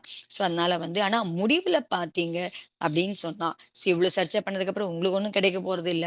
ஆனா முடிவுல வந்து உங்களுக்கு என்ன ஆகும்? ஒரு சோர்வும், ஒரு துக்கம் தான் ஏற்படுது அப்படின்னு. யாரையாவது பாராட்டி பேசணும்னாலும் சரி, இல்ல அவங்களுக்கு வந்து நிந்தனை பண்ணணும்னு நெனைச்சாலும் சரி, எது பண்ணீங்க அப்படின்னாலும், உங்களுக்கு கிடைக்க போறது என்னமோ ஒண்ணும் கிடையாது. அப்ப வந்து பார்த்தீங்கன்னா, இது கூட உங்களுக்கு வந்து ஒரு மனசுக்குள்ள உங்களுக்கு ஆக்குலத்த ஏற்படுத்துது. அப்படிங்கிறது. இன்னொரு ஆக்குலம் என்னன்னு சொன்னா, நம்மளால வந்து பார்த்தீங்க அப்படின்னு சொன்னா, நீங்க பண்றதுனாலயும் உங்களுக்கு ஆக்குலம் ஏற்படுது. அப்புறம் நமக்கு வந்து என்ன பண்ண இதுவும் ஆக்குலம் இருக்கு. ஏன்னா நம்மளால வந்து இன்னொரு புறப்பொருள பத்தி சர்ச்சை பண்ணாம நம்மளால இருக்க முடியறதே கிடையாது. நல்லது, கெட்டது ஏதோ ஒரு சர்ச்சை ஓடிட்டே இருக்கு உள்ள. அது காரணமா தான் நமக்கு வந்து பார்த்தீங்க அப்படின்னு சொன்னா, ஆக்குலத்துக்கான காரணமா மனசு ஆக்குலம் அடையறதுக்கு காரணமா இருக்கு. அதனால நம்மளால வந்து யோசிக்காமயே நம்மளால வந்து இருக்க முடியறது இல்ல அப்படிங்கிறது. அப்ப யோசிக்க முடியாம இருக்க முடியல அப்படின்னு சொன்னா, அப்ப நம்மளால மனசையும் ஒரு ஸ்திரத்துக்கு கொண்டு வர முடியாது. நம்ம மனசையும் நம்மளால தடுத்து நிறுத்த முடியறது இல்ல அப்படிங்கிறது. இதுக்கு முக்கியமான காரணமா இருக்கிறது, நம்ம ஞானத்துல இருக்கிற பலவீனம் தான். ஏன்னு சொன்னா, நம்மளுடைய ஞானம் வந்து பார்த்தீங்க அப்படின்னு சொன்னா, ஷயோப சம ஞானமா நம்முடைய ஞானம் இருக்கு. அதனுடைய பலவீனம் தான் இது. இந்த மாதிரி யோசிக்காம இருக்கிறதோ, இல்ல சந்தேகப்படுறதோ, இந்த மாரிலாம் காரணம் புறப்பொருள் பத்தி யோசிக்கிறதுக்கான காரணமும் எதுன்னு பார்த்தோம்னா, இந்த சைவ சம ஞானத்தினுடைய பலவீனம் காரணமா தான் இது எல்லாம் நடந்துட்டு இருக்கு அப்படிங்கிறோம். ஷாய ஞானத்துல வந்து பார்த்தீங்க அப்படின்னு சொன்னா, இதெல்லாம் வந்து எதுவும் ஏற்படுறது இல்ல. ஒரு சித்தர் ஆயிட்டாங்கன்னு வச்சுக்கோங்க. சித்த பகவான் ஆனதுக்கு அப்புறமும் அங்க போய் உட்கார்ந்துட்டு சித்தர் வந்து கூட பக்கத்துல இருக்க சித்தர பார்த்து, இவரு எப்பத்துலருந்து சித்தர் ஆனாரு? எங்கருந்து வந்தாரு? இந்த மாதிரி பாவனை எல்லாம் உங்களுக்கு வர்றது கிடையாது. ஸோ அதனால நம்ம வந்து பார்த்தா நெறைய பகவான் மகாவீர் பத்தின பிரார்த்தனை பண்றோம். ஸோ அதெல்லாம் தியானம் பண்றோம். மகாவீர் சுவாமி, ஆதிநாத் சுவாமி இதெல்லாம் வந்து யம் அம் ஸ்மரண் பண்றோம். நினைவுல கொண்டு வரோம். ஸோ இதெல்லாம் நம்ம பார்க்குறோம். அதுக்கப்புறமும் வந்து பார்த்தீங்கன்னா, அதுக்கப்புறம் இந்த பகவான் எப்படி உட்கார்ந்திருப்பாரு? எங்க நின்னுட்டு பண்ணாரு? இந்த மாதிரி யோசனைலாம் யாருக்கு வரும்ன்னு சொன்னா, நமக்கு தான் வர முடியுமே தவிர, சித்த பகவானுக்கு அந்த மாதிரி பாவனைலாம், அந்த மாரி இதெல்லாம் இருக்கிறது இல்ல. அப்படிங்கிறதான். இந்த மாதிரி வந்தது அப்படின்னு சொன்னா, அப்போ உங்களுக்கு வந்து திருப்பி அங்க வந்து அவங்களுக்கு என்ன கிடைக்க முடியாது? சுகம் வந்து கிடைக்க முடியாது அப்படிங்கிறது. அந்த மாதிரி யோசிச்சாங்க அப்படின்னு சொன்னா. ஸோ அதனால இந்த மாதிரி ஆக்குலம்லாம் வந்து நமக்கு தான் ஏற்படுமே தவிர, சித்தலோகத்துல சித்த பகவானுக்கு அந்த மாதிரி ப யோசனைலாம் வர்றது இல்ல அப்படிங்கிறதான். ஸோ அந்த மாரிலாம் இல்லாம இருந்தது அப்படின்னா, அவங்களுக்கு வந்து சுகம் கிடைக்குது அப்படிங்கிறது தான். அவங்களுக்கு எல்லாமே வந்து பார்த்தீங்கன்னா, அவங்களுடைய பார்வைக்கு வருது. அவங்களால பார்க்க முடியும், அறிய முடியும். அதே மாதிரி அவங்களுக்குள்ள வந்து பார்த்தீங்கன்னா, இத தெரிஞ்சுக்கணுங்கிற இச்சையும் இருக்கிறது இல்ல. தானே தெரியாது. இவங்க போய் அத பார்த்து இது தெரிஞ்சுக்கணும், அது என்ன அது தெரிஞ்சுக்கணும், இவங்களுடைய ஞானம் அங்கலாம் போய் பார்த்துட்டு, நான் இத பார்க்கணும், இங்க இருக்கிறத பார்க்கணும், அங்க இருக்கிறத பார்க்கணும் அப்படிங்கிறதுல அந்த ஞானம் போறது கிடையாது. அவங்களுடைய ஞானத்துல எல்லாமே தெரியுது. அவருக்கு அப்படி இருந்தாலும் அவருக்கு வந்து இத தெரிஞ்சுக்கணும், அத தெரிஞ்சுக்கணுங்கிற அந்த இச்சையும் அவங்களுக்குள்ள இருக்கிறது இல்ல. எதுவரைக்கும் வந்து பார்த்தீங்கன்னா, அறியறதுக்கான இச்சை இருக்குதோ, அந்த இச்சை தான் வந்து பார்த்தீங்கன்னா, துக்கம்னு சொல்லலாம் அப்படின்னு சொல்றாங்க. ஸோ அறியணுன்ற அந்த இச்சை இருக்கு இல்லையா? அந்த இச்சை தான் வந்து துக்கம்னு சொல்லலாம் அப்படின்னு சொல்றாங்க. ஏன்னா, உங்களுக்கு வந்து அந்த ஏகாந்திக் சுகம் உங்களுக்கு வந்து கிடைக்கணும் அப்படின்னு சொன்னா, இந்த மாதிரி இல்லாம வெறும் பார்த்தல் அறிதல் மட்டும் தான் அங்க வந்து நடக்கணும் அப்படிங்கிறது தான். ஸோ அதனால வந்து இந்த விஷயத்த வந்து பார்த்தீங்க அப்படின்னு சொன்னா இந்த மாதிரி இத நம்ம பண்ணோம்னு சொன்னா, இந்த மாதிரிலாம் நம்ம யோசிச்சோம்ன்னு சொன்னா, இதெல்லாம் நான் வந்து இந்த விஷயத்த நம்ம கற்பனை பண்ணி வச்சுக்கிட்டோம் அப்படின்னு சொன்னா, நமக்குள்ளேயும் அறியணுங்கிறதுக்கான அந்த ஆசை வந்து பார்த்தீங்கன்னா, உங்களுக்கு வந்து கம்மியாக முடியும். இல்ல இப்படியே கற்பனையே பண்ணிட்டு இருந்தோம்னா, நமக்கு வந்து நம்மளால என்ன பண்ண முடியாது? அறியணும், அறியணுங்கிற அந்த ஆர்வம் இருக்க வரைக்கும், நம்மளுடைய இதுவும் கம்மியாறது கிடையாது. ம். ஏன்னா உங்களுக்கு வந்து நமக்கு அந்த கிளேசம் இருந்துட்டே இருக்கு. அந்த ஆக்குலம் இருந்துட்டே இருக்கு அப்படிங்கிறது தான். ஸோ அதனால ஏகாந்திக் சுகம் யாருக்கு ஏற்பட முடியும் அப்படின்னு சொன்னா, யாருக்கு இந்த மாதிரிலாம் கற்பனைலாம் ஏற்படாம இருக்கோ, இதெல்லாம் யார் செய்யாம இருக்காங்களோ, அதில சொன்னோம் இல்லையா? சித்த பகவான் வந்து எங்கேருந்து வந்து அந்த மாரி இதெல்லாம் யோசனைலாம் பண்ணாம இருக்காங்களோ, அவங்களுக்கு தான் அந்த சுகம் கிடைக்க முடியும் அப்படிங்கிறது தான். ஸோ அதனால நம்ம வந்து என்ன பண்றோம், எதையாவது ஒண்ணு அறியணும் அப்படிங்கிறது தான் நம்மளுடைய எய்மா இருக்கு. எதையாவது ஒண்ணு அறிஞ்சுகிட்டே இருக்கோம் அப்படிங்கிறது தான். நம்ம வந்து யாராவது வந்து அறிஞ்சிக்கணும் அப்படிங்கிற ஆர்வமே இல்லாம சும்மா உட்கார்ந்திருந்தாங்க அப்படின்னு சொன்னா, அப்ப வந்து என்ன தோணும் உங்களுக்கு அப்படின்னு சொன்னா, சரியான வந்து இது தெரிஞ்சுக்கணும் ஆசையே இல்ல. இத அறியணும்னு ஆசையே இல்ல. இத பண்ணணும்னு ஆசையே இல்ல. சரியான ஆ மூர்க்கமா இருக்கு, முட்டாளா இருக்கு அப்படிங்கிற மாதிரிலாம் நம்ம வந்து சொல்றோம் அப்படின்னு. ஸோ இது கூட வந்து பார்த்தீங்கன்னா, ஒரு தலைகீழான ஒரு தாரணை நம்மகிட்ட வந்து இருக்கு அப்படின்னு. அமைதியா உட்காருறதுங்கிறது அவ்வளோ எளிதான விஷயம் இல்ல. எதையுமே அறிஞ்சுக்கணுன்ற அந்த ஆர்வம் இல்லாம உட்கார்றது அப்படிங்கிறது. ஆனா அப்படி ஆர்வம் இல்லாம இருந்தா நம்ம என்ன சொல்றோம்? சரியான இதுவா இருக்கு அது அப்படி சொல்றோம். முட்டாளா இருக்கு. இல்ல வேற ஏதாவது இதுவா இருக்குன்னு சொல்றோம் நம்ம. ஸோ அது இல்ல அப்படிங்கிறது தான். சரி யாராவது வந்து பார்த்தீங்க அப்படின்னு சொன்னா பார்த்துக்கோங்க. ஒரு பயம் கூட நமக்கு இருக்கு. நமக்கு வந்து பார்த்தீங்கன்னா, என்ன பத்தி அவங்க எப்படி தெரிஞ்சுப்பாங்க? சரியா புரிஞ்சுக்கிறாங்களா? ஸோ அந்த பயலாமும் இருக்கு.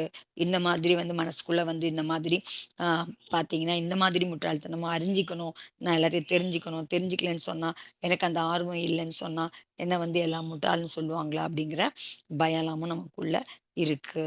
அப்படிங்கிறதா. ஸோ இந்த மாதிரி பலவிதமான விகல்பங்கள், பலவிதமான எண்ணங்கள், பலவிதமான யோசனை இதெல்லாம் தான் வந்து பார்த்தீங்க அப்படின்னு சொன்னா, ஆத்மாவுக்கு வந்து சுகம் கிடைக்கிறதுக்கு வழியே இல்லாம பண்ணிட்டுருக்கு அப்படிங்கிறது தான்.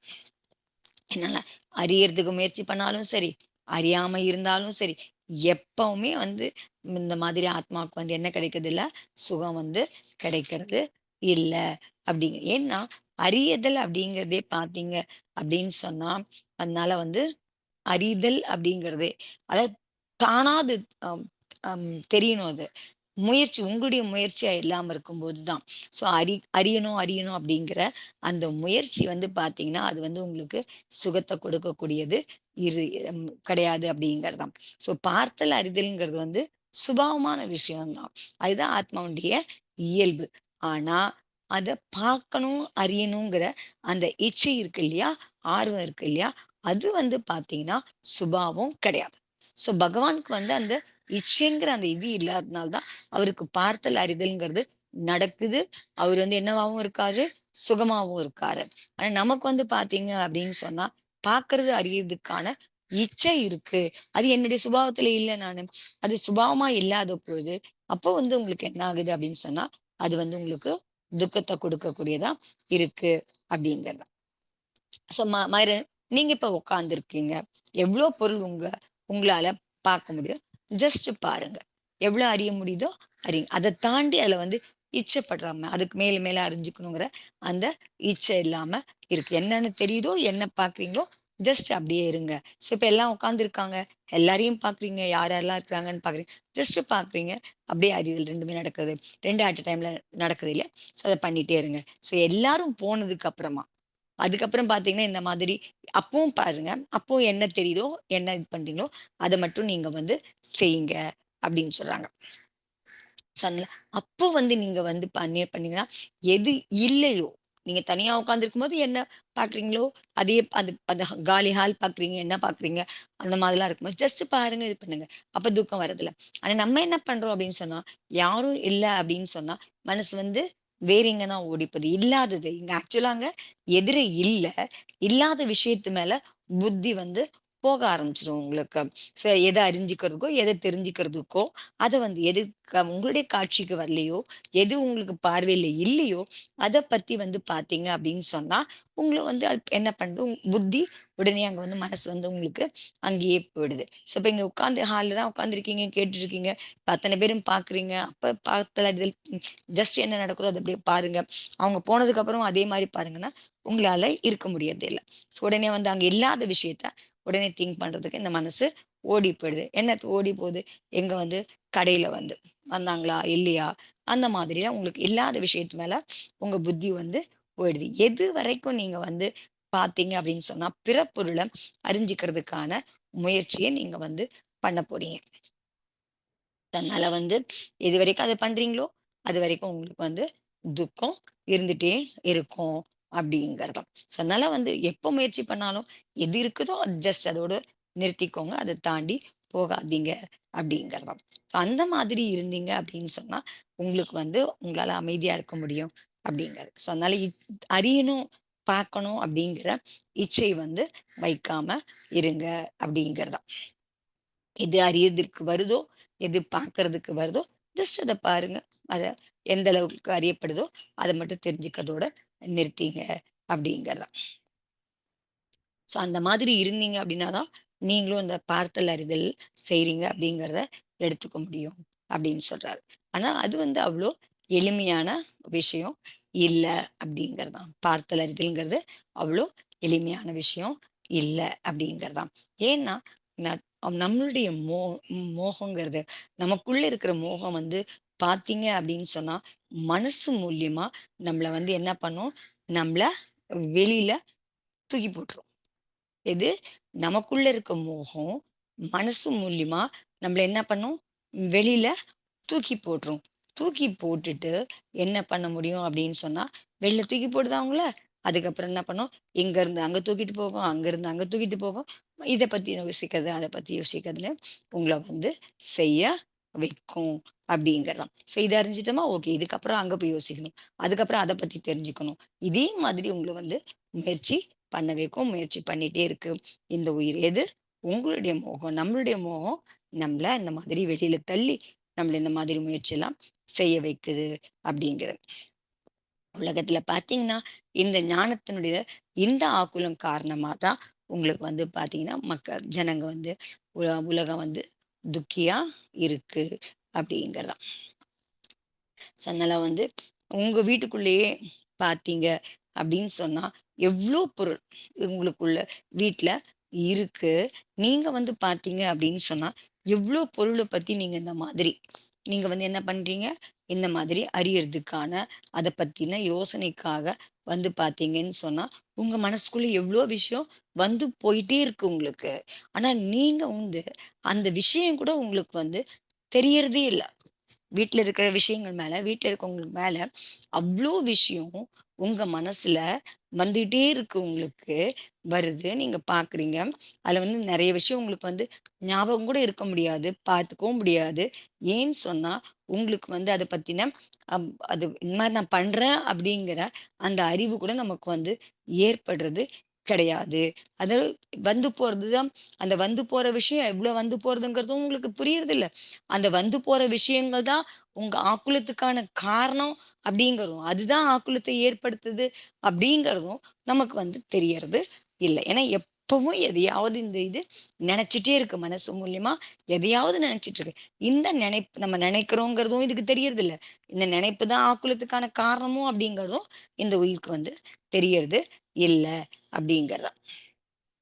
இப்ப அது கூட அதுக்கும் ஒரு உதாரணம் சொல்றாரு மகராஜ். ஒரு ஒரு ஃபிலிம் இருக்கு. ஒரு ஃபிலிம் பார்க்குறீங்க. வீட்ல ஆல்ரெடி வந்து நீங்க என்ன பண்ணிட்டீங்க, அந்த ஃபிலிம பார்த்துட்டீங்க. ஸோ அந்த ஒரு தடவ பார்த்தாச்சு. ஒரு ஃபிலிம் இருக்கு. வந்தது நீங்க டிவில, இதுல எதுலயோ ஒண்ணு பார்த்துட்டீங்க. அதுக்கப்புறம் வந்து பார்த்தீங்க அப்படின்னா, எல்லார் வீட்லயும் எல்லா சேனலும் இருக்கு. எல்லாரும் பார்க்குறாங்க. எல்லாமே பார்த்துக்க முடியுது உங்களுக்கு.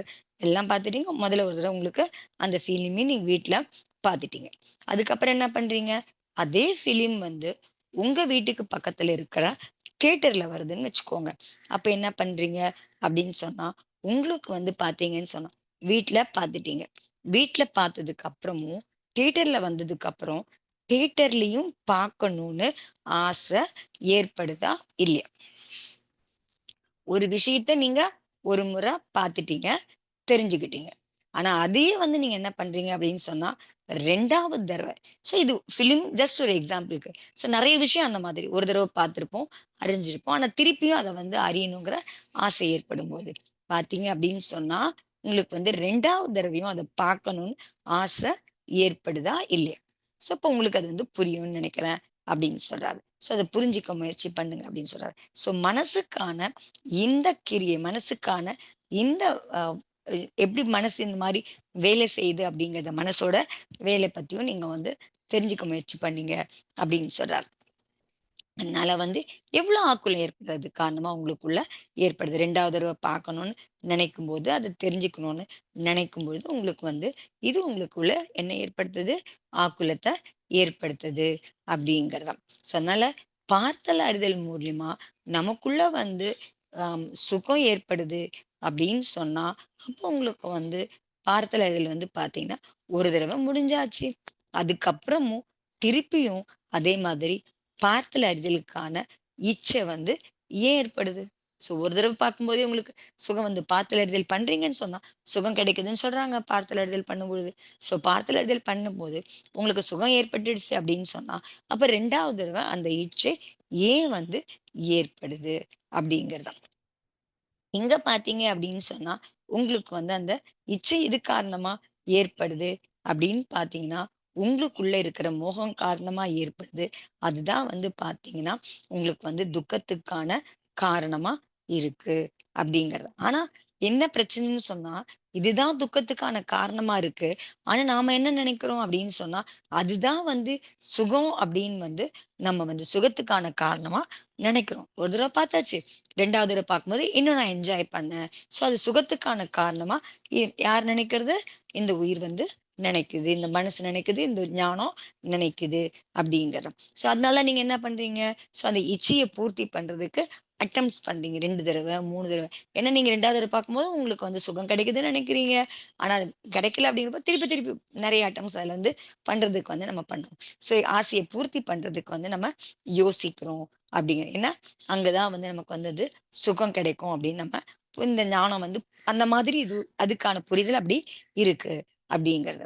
அதனால வந்து உங்களுக்கு இந்த இடத்துல என்ன புரியல அப்படின்னு சொன்னா, உங்களுடைய உள்ளுக்குள்ள நீங்க ஒவ்வொரு தடவையும் 2வது தடவ, 3வது தடவ பார்க்கணும்னு அந்த இச்சை ஏற்படும்போது, அதுல நீங்க சுகம் கிடைக்குதுன்னு நினைக்கும் பொழுது, அப்ப என்ன ஆகுதுன்னா, உங்களுக்குள்ள வந்து பார்த்தீங்கன்னா, உங்களுக்குள்ள இருக்கிற துக்கத்த வந்து நீங்க வந்து என்ன பண்ணிக்கிறீங்க, அதிகப்படுத்திக்கிறீங்க அப்படிங்கிறது தான். ஏன்னா உங்களுடைய ஞானத்த நீங்க என்ன பண்றீங்க? உங்க ஞானத்துல ஆக்குலத்த ஏற்படுத்துறீங்க. உங்க ஞானத்த ஆக்குலமாக்கி உங்க ஞானம் ஆக்குல வடிவுல மாறுது அப்படிங்கிற பொழுது உங்களுக்குள்ள உங்க துக்கத்தை அதிகமாக்கி, ஆனா நீங்க என்ன நினைச்சுக்கிறீங்க, அது வந்து சுகமானதுன்னு நினைக்கிறீங்க. அது எனக்கு சந்தோஷத்தை கொடுக்குதுன்னு நினைக்கிறீங்க. அது துக்கத்தை கொடுக்குதுன்றது கூட நமக்கு வந்து புரியறதில்ல, உங்களுக்கு புரியறதில்ல அப்படின்னு சொல்லி மகாராஜ் சொல்றார். அதனால வந்து பார்த்தீங்க அப்படின்னு சொன்னா, ஞானம் தான் வந்து பார்த்தீங்க அப்படின்னு சொன்னா, துக்கத்துக்கான மூலமும் ஞானம் தான். சுகத்துக்கான மூலமும் உங்களுக்கு வந்து ஞானம் அப்படிங்கிறது தான்.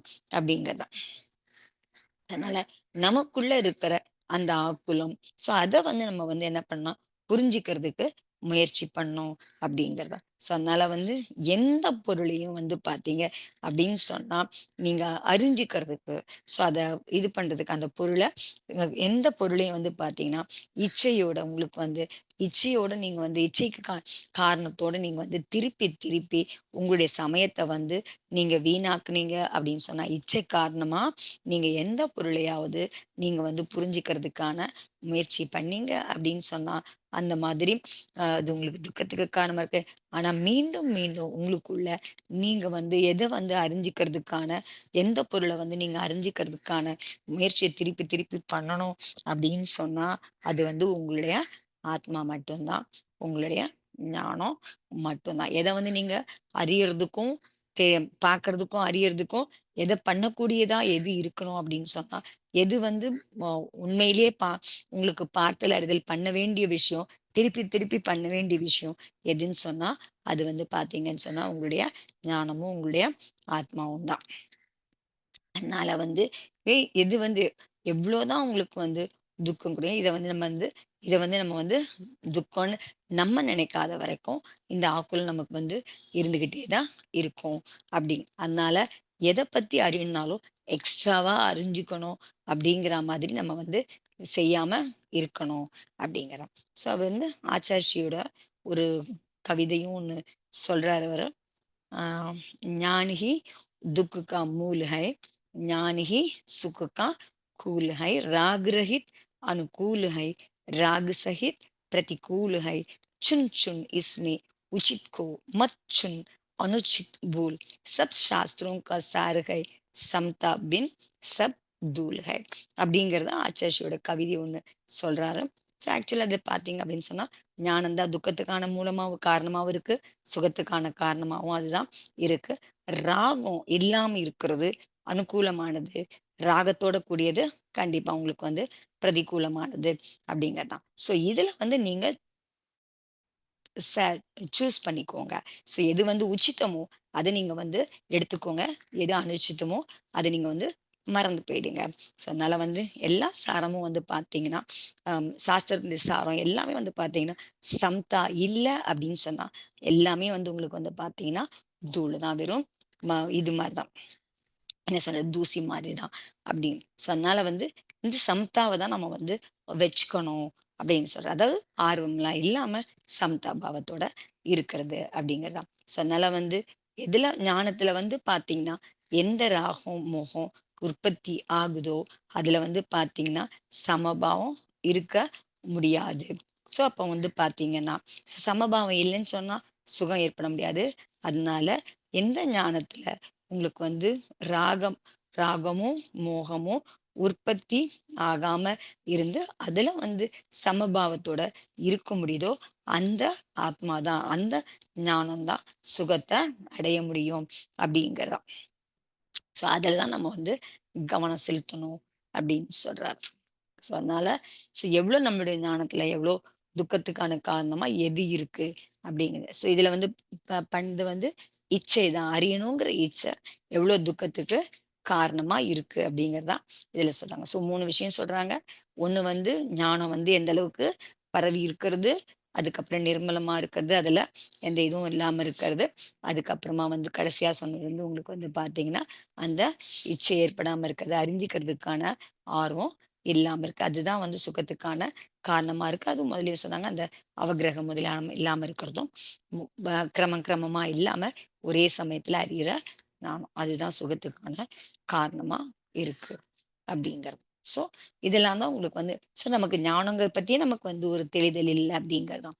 ஞானம் எப்படியெல்லாம் செயல்படுது, எங்க சிக்கிட்டு இருக்கு, அந்த சிக்கல்ல இருந்து விடுபடணும்னு சொன்னா, என்ன பண்ணும் அப்படிங்கறதா ஆச்சாரியர் அந்த காத்தையில சொல்லியிருக்காரு அப்படின்னு சொல்றாரு. ஸோ அடுத்தது வந்து பாத்தீங்கன்னா 62வது காத்தை.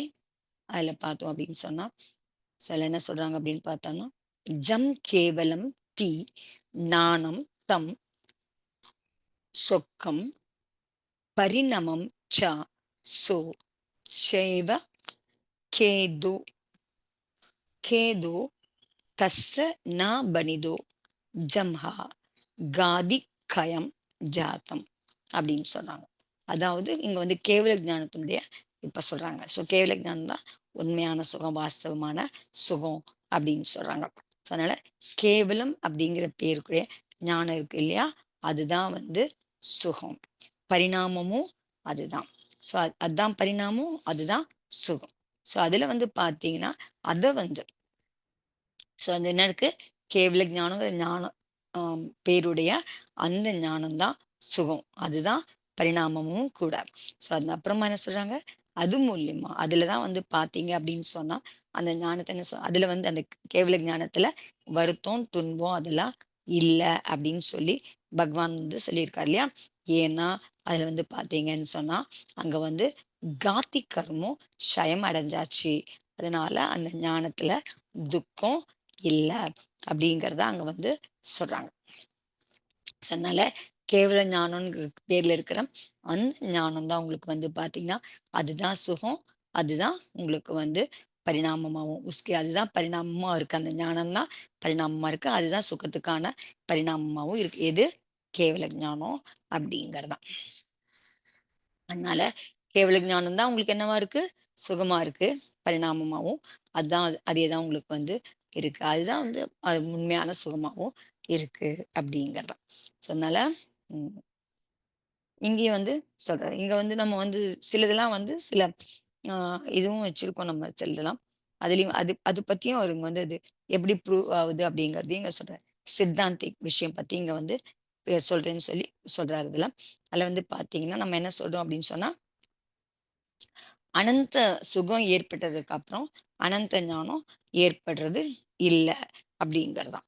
சோ அனந்த ஞானத்துக்கு அப்புறம் தான் அனந்த சுகம் ஏற்படுது அப்படிங்கறத சில பேர் வந்து பாத்தீங்க அப்படின்னு சொன்னா இந்த மாதிரி ஒரு இதுவும் வச்சிருக்காங்க அப்படின்னு சொன்னாங்க. என்ன மாதிரி அப்படின்னு பாத்தீங்கன்னா, மோகினி கர்மத்தினுடைய க்ஷயத்தினால அனந்த சுகம் ஏற்படுது. அதே மாதிரி ஞானாவர்ணியத்தினுடைய க்ஷயம் காரணமா அனந்த ஞானம் ஏற்படுது அப்படின்னு சொன்னான். இதுல பார்த்தோம் அப்படின்னு சொன்னா இதுலயும் வந்து பாத்தீங்கன்னா ஆஹ் ஒரு சின்ன குறைபாடு உங்களுக்குள்ள வர முடியும். ஒரு இது கம்மியா இருக்க முடியும் அப்படின்னு சொல்ற. ஏன்னு சொன்னா உங்களுக்கு வந்து என்ன சொல்ற, உங்களுக்கு ஞானாவர்ணிய கர்ம க்ஷயத்தினால அனந்த ஞானம் ஏற்படுது. மோகினிய கர்மத்தினுடைய க்ஷயத்தினால அனந்த சுகம் ஏற்படுது அப்படிங்கிற மாதிரிலாம் நம்ம சில பேசுறோம். அது நிறைய பேர் சொல்றதும் அந்த மாதிரிலாம் சொல்றோம் இல்லையா, அந்த இந்த இதெல்லாம் படிக்கும்போது நான் சொல்றேன். பட் ஆனா அது கூட வந்து பாத்தீங்க, அந்த கருத்து கூட வந்து பாத்தீங்க அப்படின்னு சொன்னா ஒரு விதத்துல பாத்தீங்கன்னு சொன்னா அது சரியில்லை அப்படிங்கிறதுதான். ஏன்னு சொன்னா உங்களுக்கு வந்து அனந்த ஞானம் ஏற்பட்டதுக்கு அப்புறம் தான் அனந்த சுகம் ஏற்பட முடியும். சோ அதுக்கு வந்து இங்க வந்து விளக்கம் கொடுக்குறாரு. அது வந்து தோடிசி அதுல வந்து எப்படி வந்து அந்த குறை வந்து இருக்க முடியும் அப்படிங்கிறத சொல்றாரு. ஏன்னு சொன்னா பாத்தீங்கன்னா, மோகினி கர்மம் வந்து முதலியே வந்து உங்களுக்கு வந்து க்ஷயம் ஆயிடுது. எங்க ஏற்படுது அப்படின்னு பார்த்தீங்கன்னா, மோகினி கர்மத்தினுடைய க்ஷயம் வந்து உங்களுக்கு வந்து பார்த்தீங்கன்னா, 12வது அ குணஸ்தானத்துக்கு வரும்போதே அங்க வந்து மோகினி கர்மம் க்ஷயம் ஆயிட்டு இருக்கும் அங்க இருக்கிறதில்ல. ஆனா ஞானாவர்ணிய கர்மம் வந்து பார்த்தீங்கன்னா, அது வந்து அந்த 12வது குணஸ்தானத்துல கடைசியில தான் ஞானாவர்ண கர்மம் வந்து உங்களுக்கு க்ஷயம் ஆகுது. அப்போ அதே மாரி பார்த்தீங்கன்னா, 13வது குணஸ்தானத்துல வந்து பார்த்தீங்க அப்படின்னு சொன்னா, அந்த கர்மமும் ஞானாவர்ண கர்மம் அதனுடைய பலன் அந்த ஸ்தானத்துல அதனுடைய பலன் 13வது குணஸ்தானத்துல தான் அதனுடைய பலன் வந்து அந்த உயிருக்கு கிடைக்குது அப்படிங்கிறான். அப்போ வந்து மோகினி க்ஷயம் வந்து உங்களுக்கு வந்து அனந்த சுகம் ஏற்படுது அப்படின்னு சொன்னா மோகினிய கர்மத்தினுடைய க்ஷயத்தினால அனந்த சுகம் ஏற்படுது அப்படின்னு சொன்னா அப்ப அந்த அனந்த சுகம் எங்க ஏற்படும் உங்களுக்கு 12வது குணஸ்தானத்திலேயே ஏற்படணும். அதுக்கான அனுபவம் அங்க கிடைக்கணும். ஆனா அந்த இடத்துல வந்து அந்த ஆனந்த சுகத்துக்கான அனுபவம் 12வது குணஸ்தானத்துல கிடையாது. ஆனா ஞானாவரண க்ஷயம் காரணமா உங்களுக்கு வந்து பார்த்தீங்க அப்படின்னு சொன்னா, அதுக்கு அப்புறம் தான் உங்களுக்கு வந்து பார்த்தீங்கன்னா, அனந்த சுகம் கிடைக்கும். ஏன்னா ஞானாவரண கர்ம க்ஷயம் ஆனதுக்கு அப்புறம் தான் 13வது குணஸ்தானம் அடைய முடியும்.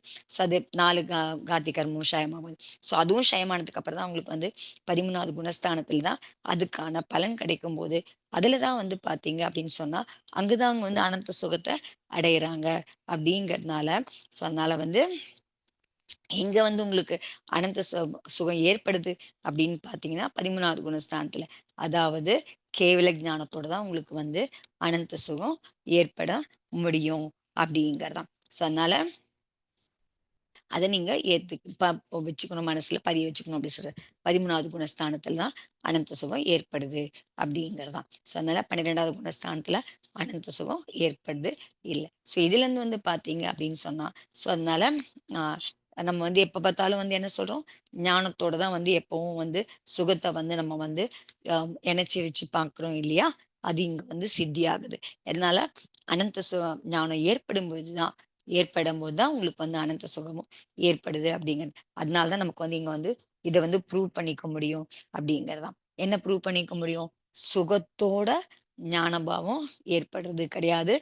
ஞானம் அனந்தமானதுக்கு அப்புறம் தான் அது அனந்தம் ஆகும்போது தான் சுகமும் உங்களுக்கு வந்து அனந்த சுகமா அது இருக்க முடியும் அப்படிங்கிறது தான். ஸோ அதனால சுகம் வந்து அனந்த சுகம் வந்து எதுவரைக்கும் ஏற்படுறதில்ல, எதுவரைக்கும் வந்து ஞானம் வந்து அனந்த ஞானமா ஆகலையோ, அதுவரைக்கும் சுகமும் உங்களுக்கு வந்து அனந்த சுகமா இருக்கிறது இல்ல அப்படிங்கிறது.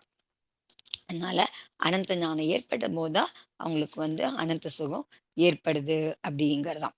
ஸோ அதனால அனந்த ஞானம் ஏற்படாம அனந்த சுகத்த நம்ம வந்து சொல்ல முடியாது. அதனால இவங்களுக்குள்ள வந்து அந்த அனந்தகம் வந்துடுச்சு அப்படிங்கிற மாதிரி சொல்ல முடியாது அப்படிங்கிற. அதனால மோகனத்தினோட ஷயத்தினால அனந்த சுகம் யாம் அதனால வந்து அது மோகினி கர்ம ஷயம் ஆகிறதுனால உங்களுக்கு வந்து அனந்த சுகம் ஏற்படுறது இல்லை அப்படிங்கதான். ஸோ மோகினியத்தோட ஷயத்தோட அதுல இருந்து உங்களுக்கு வந்து பாத்தீங்கன்னா மோகினியத்தோட ஷயத்தினால அனந்த சுகம் எப்ப ஏற்படும் அப்படின்னு சொன்னா அது வந்து எப்ப வந்து ஞானாவரண கர்மத்தினுடைய க்ஷயம் ஏற்பட்டு கேவல ஞானம் அடையப்படுதோ, அப்பதான் உங்களுக்கு வந்து பார்த்தீங்கன்னா, மோகினித்தினுடைய க்ஷயம் காரணமா அனந்த சுகம் கிடைக்க முடியுமே தவிர, வெறும் மோகினி கர்மம் க்ஷயம் அடைஞ்சதுனால உங்களுக்கு அனந்த சுகம் கிடைக்க முடியாது அப்படிங்கிறது தான். ஸோ அது வந்து என்ன ஆஸ்பெக்ட்லயே எடுத்துக்கணும் அப்படின்னு. ஸோ நம்ம சாதாரணமா அந்த மாரி ஒரு இது இருக்கு நம்ம படிக்கும்போதெல்லாம், ஸோ மோகினி கர்மம் க்ஷயம் ஆனதுனால அனந்த சுகம் கிடைக்குதுன்னு சொல்றோம். இப்ப எப்படி கிடைக்கும் அப்படின்னு சொன்னா, அந்த மோகினி கர்ம க்ஷயமானா கூட அனந்த சுகம், அந்த ஞானாவரண கர்மத்தினுடைய இது க்ஷயமானதுக்கு அப்புறமா தான் கேவல ஞானத்த பிராப்தி அடையும்போது தான், அந்த மோகினி கர்மத்தினுடைய க்ஷயம் காரணமா கிடைக்கக்கூடிய அனந்த சுகமும் அப்பதான் கிடைக்குது அப்படிங்கிறது. ஸோ அதனால வந்து எப்போ கேவல ஞானம் வந்து க்ஷயமாகுதோ, அனந்த ஞானம் ஏற்படுது. ஸோ அதோட கூடவே வந்து பார்த்தீங்கன்னா, ஏன் ஏற்கனவே உங்களுக்கு வந்து அந்த மோகினிக்கு வந்து க்ஷயம் வந்து அதில வந்து அதுக்குள்ள இருக்கு. அதுக்குள்ள அந்த முன்னாடியே அதுக்கு வந்து மறைஞ்சிருக்கு அப்படிங்கிற பொழுது, அது வந்து பார்த்தீங்கன்னா, அது அனந்த சுகத்துக்கான காரணமா இருக்கு. அப்படின்னா ஆல்ரெடி அது வந்து முதல்லயே வந்து அது க்ஷயமாயிடுது. ஸோ அந்த வந்து அனந்த ஞானாவரண கர்மம் க்ஷயமாகும்போது, அதுக்குள்ளேயே இருக்க அந்த மோகினி கர்ம க்ஷயமானது இருக்கு. ஸோ அது இது வெளிப்படும்போது, கேவல ஞானம் ஏற்படும்போது தான், இதுக்கான இதுவும் வந்து உங்களுக்கு வெளிப்படுது. அனந்த சுகமும் அது ஏற்படுது அப்படிங்கிறது. அது வந்து அனந்த சுகம். ஆல்ரெடி பண்ணதுனால, அது அனந்த சுகத்துக்கான காரணமா, மோகினி கர்மத்தினுடைய அந்த க்ஷயம் காரணமா அந்த அனந்த சுகம், அனந்த ஞானம் ஏற்பட்டதுக்கு அப்புறம் ஏற்படுது. அதுதான் அது காரணமா இருக்கு அப்படிங்கிற. வெறும் கேவலம் மோகினி க்ஷயத்தினால உங்களுக்கு அது அனந்த சுகத்துக்கான காரணமா இருக்கிறதில்ல. ஸோ மோகினி கர்மத்தினுடைய க்ஷயம் காரணமா அனந்த சுகம் ஏற்படுது அப்படின்னா கூட, எப்ப அது அனந்த சுகத்த குடுக்க முடியும் அப்படின்னு சொன்னா, ஞானாவரண கர்மம் முழுசா க்ஷயமாகி கேவல ஞானம் ஏற்படும்பொழுது தான் அது அனந்த சுகத்த கொடுக்கக்கூடியதா இருக்கு அப்படிங்கிறது. இத வந்து நீங்க புரிஞ்சுக்கோங்க அப்படின்னு சொல்றார். அதனால அனந்த ஞானம் ஏற்பட்டதுக்கு அப்புறம் அனந்த சுகம் ஏற்படுது அப்படிங்கிறது. அனந்தம் சுகம் ஏற்பட்டதுக்கு அப்புறம் அனந்த ஞானம் ஏற்படுது அப்படிங்கிற மாதிரி கிடையாது அப்படிங்கிறது தான். ஏன்னா, உங்களுக்கு வந்து அந்த சுகம் வந்து பார்த்தீங்க அப்படின்னு சொன்னா, மோகனத்தினுடைய அம் அ இது வந்து மோகனத்தினுடைய சத்பாவம் இருந்தது அப்படின்னு சொன்னா, அப்ப ஏற்படுறதில்ல. அனந்த சுகம் உங்களுக்கு எப்ப ஏற்படும்? மோகனத்தினுடைய அப்ப என்ன எடுத்துக்கிறீங்க அப்படின்னு சொன்னா, அப்ப நீங்க வந்து அனந்த சுகம் வந்து அப்ப வந்து இது இருக்கும்போது, அப்ப உங்களுக்கு அனந்த சுகம் கிடைக்கிற மாதிரி நீங்க எடுத்துக்கிறீங்க அப்படிங்கிற மாதிரி ஆகுது அப்படின்னு சொல்றார். ம். அதனால அகர் அப்னே அனந்த சுக் मान लिया तो அனந்த சுகம் அப்படின்னு சொன்னா உங்களுக்கு வந்து அனந்த ஞானம் ஏற்பட்டதுக்கு அப்புறம் தான் உங்களுக்கு வந்து ஒருவேளை நீங்க வந்து வெறும் மோகினி கர்மத்தினுடைய இதுனால கிடையாது அப்படின்னு எடுத்துக்கிட்டீங்க அப்படின்னு சொன்னா அப்ப 12வது குணஸ்தானத்திலே அது ஏற்படணும்.